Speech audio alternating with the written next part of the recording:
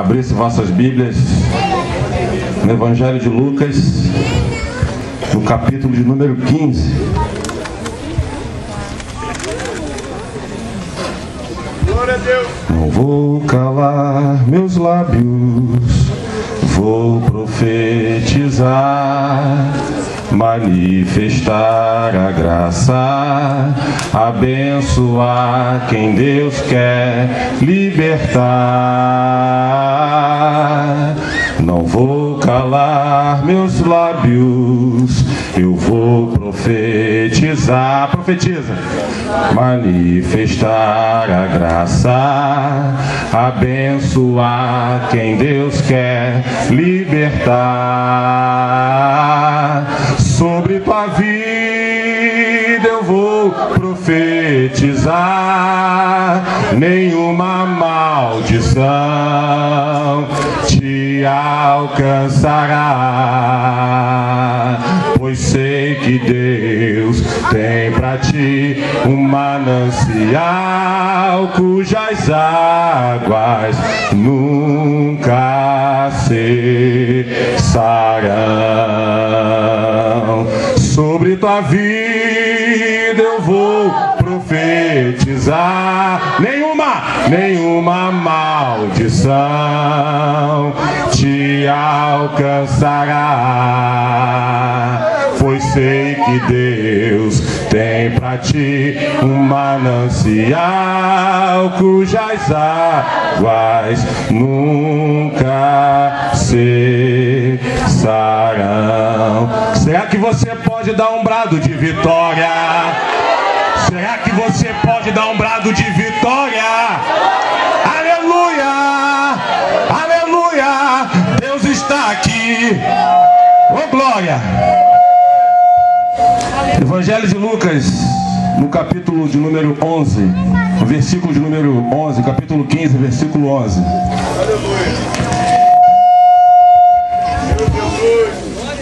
Diz assim a palavra do Senhor. E disse um certo homem, tinha 2 filhos, e o mais moço deles disse ao pai: Pai, dá-me parte da fazenda que me pertence. E ele repartiu por eles a fazenda.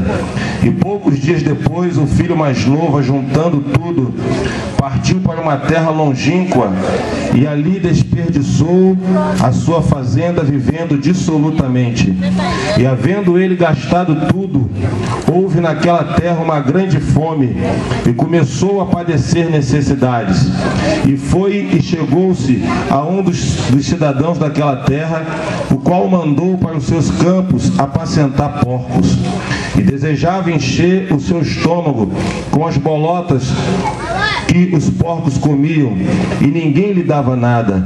E caindo em si disse: Quantos trabalhadores de meu pai têm abundância de pão, e eu aqui pereço de fome?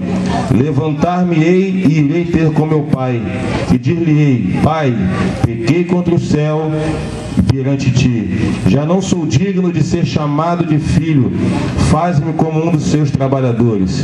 E levantando-se foi para o seu pai, e quando ainda estava longe, viu seu pai, e se moveu de íntima compaixão, e correndo lançou-lhe ao pescoço e o beijou. E o filho lhe disse: Pai, pequei contra o céu e perante ti, já não sou digno de ser chamado de filho. Mas o pai disse aos seus servos: Trazei depressa a melhor roupa, vesti-lo e ponde-lhe um anel na mão e sandália nos pés. Trazei o bezerro cevado, matai-o, comamos e alegramo-nos, porque este meu filho estava morto e reviveu, tinha se perdido e foi achado. E começaram a alegrar-se. Aleluia! Glórias ao nome de Jesus. Meditando na palavra de Deus, orando ao Senhor, pedindo a Deus uma palavra para um culto ao ar livre. E o Senhor ministrou no meu coração a parábola do filho pródigo. Quando nós olhamos para a Bíblia Sagrada, para dentro do Evangelho de Lucas, no capítulo 15, a gente vai ver que Jesus ele foi interpelado pelos fariseus por causa da murmuração, porque Jesus comia com publicanos e pecadores. E eles começaram a murmurar acerca dessa atitude que Jesus havia tomado. E Jesus, por causa dessa murmuração, Jesus traz ao coração daqueles fariseus 3 respostas acerca da salvação em Cristo Jesus. A primeira parábola fala da ovelha perdida, depois a gente vai ouvir acerca da dracma. Mas só que a ovelha, ela não tem consciência, ela é um animal irracional, então ela não tem como se arrepender. A moeda é um objeto, também não tem vida, não tem sangue e não tem como se arrepender. Então o Espírito Santo de Deus me conduziu à parábola do filho pródigo, porque fala de um ser humano, fala de uma pessoa que é dotada de inteligência, fala de uma pessoa que tem sentimentos, fala de uma pessoa que corre o sangue na veia, fala de uma pessoa que tem atitude, fala de uma pessoa acerca que tem vida, e foi a vida que o Senhor manifestou através do sangue de Jesus. E a gente observa aqui nessa parábola que fala acerca de 2 filhos e um pai, e a Bíblia vai nos declarar que esse pai, ele tinha uma certa condição financeira. Podemos dizer que ele era uma pessoa que era rica, ele tinha fazendas. A gente falou aqui em fazenda, mas em outras traduções fala acerca de herança. E dentro desses 2 filhos, o filho mais novo, ele comete uma ofensa ao pai, ao ponto de pedir ao pai a sua parte na herança. A herança só poderia ser dividida quando o pai viesse a morrer, ou então por decisão própria de dividir antes a herança, por não querer mais administrar a sua fazenda ou os seus dotes, aquilo que estava sobre a sua responsabilidade.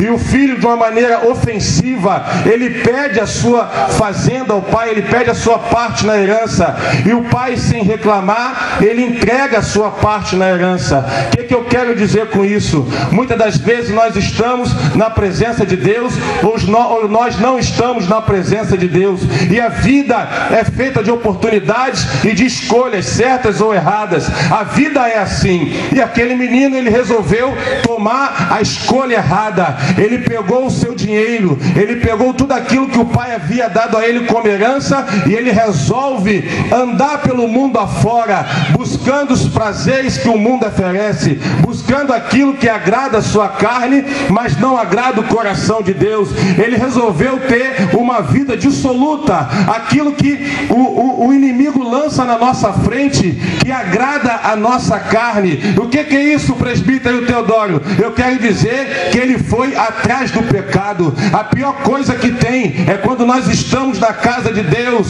glorificando ao Senhor, adorando ao Senhor, e nós tomamos a decisão de sair da presença de Deus. E quando nós tomamos essa decisão de sair da presença de Deus, só tem uma coisa que nós podemos buscar, é o pecado. E quando nós vamos buscar o pecado, acontece uma coisa tenebrosa com o homem. A primeira coisa que acontece, ele se separa da presença de Deus. Aleluia! Ele não consegue mais sentir a presença de Deus. Ele não consegue mais ouvir a voz de Deus. Ele não consegue mais receber as bênçãos de Deus, porque ele está fora do caminho que o Senhor determinou para ele. Assim foi a vida desse jovem. Ele resolveu sair da presença de Deus. E muitas pessoas que não conhecem Jesus e falam assim: mas olha, eu também falava isso. Eu não fiz mal a ninguém. Eu não matei ninguém, eu não roubo, eu não faço, eu não aconteço, eu sou uma pessoa boa, eu faço obras, mas a minha Bíblia diz que a salvação não vem pelas obras, a salvação vem pela fé em Cristo Jesus.